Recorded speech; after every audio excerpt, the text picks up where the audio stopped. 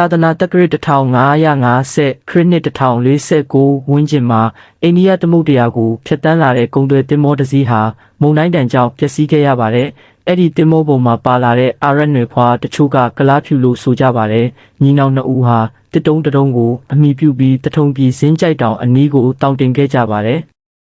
သူတို့ကိုတထုံမျိုးကဇင်းကြိုက်တောင်ကြီးမှာရှိတဲ့အပိညင်ရဇော်ကြီးဘိုးဝင်းတဦးကတွေ့ရှိပြီးစောက်ရှောက်ထားခဲ့ပါတယ်။ဒီညီနောင်နှစ်ဦးရဲ့ဘဝကိုပြောင်းလဲစေခဲ့တာကတော့သူတို့ရဲ့ဆရာဇော်ကြီးချက်ပြုတ်ထားတဲ့ဇော်ကြီးအသားဖိုးဝင်သားကိုစားမိရကစပါတယ်။ဒီအသားကိုစားလိုက်တဲ့အတွက်သူတို့ဟာ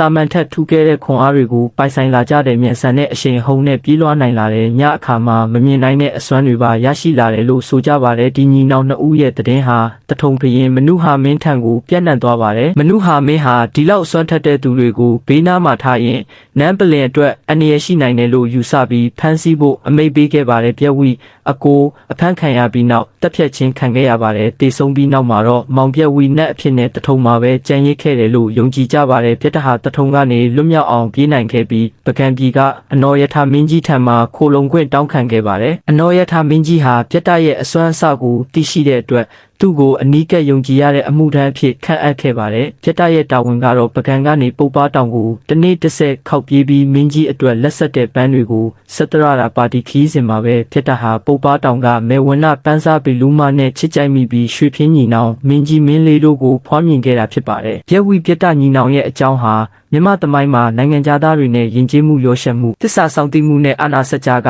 ပဋိပက္ခတွေကိုထင်ဟပ်နေပါတယ်သူတို့ဟာရိုးရိုးသားသားတင်မောပြတ်သူတွေဖြစ်ကနေမြမသမိုင်းရဲ့မမေ့နိုင်စရာသူရဲကောင်းသို့မဟုတ်လက်တံနာကြီးဖြစ်လာခဲ့ကြပါတယ်